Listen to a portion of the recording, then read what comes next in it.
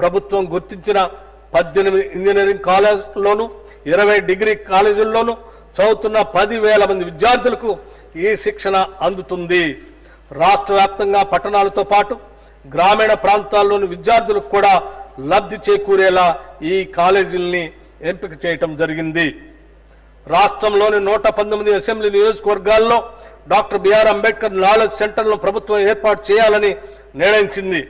వీటి ద్వారా గ్రామీణ ప్రాంతాల్లోని ఆర్థికంగా వెనుకబడిన యువతీ యువకులకు గ్రూప్ 1, గ్రూప్ 2 మరియు ఇతర అన్ని పోటీ పరీక్షలకు ఉచితంగా కోచింగ్ తీసుకునేందుకు అవకాశం లభిస్తుంది. యువకుల ఉద్యోగ అవకాశాలను ఇనువడింపజేసే వారి సాధికారతను పెంపొందించడానికి ప్రభుత్వం పరిశ్రమల శాఖ ఆధ్వర్యంలో తెలంగాణ డిజిటల్ ఉపాధి కేంద్రాన్ని పునరుద్ధరించి కృత్రిమ మేధో విజ్ఞానం ఆధారంగా నడిచేలా అనుసంధానించింది. దీని ద్వారా పరిశ్రమలు మరియు వివిధ రంగాల అవసరాలకు కావలసిన నిపుణులు గుర్తించి నియమించుకునే వెసులుబాటు కలుగుతుంది.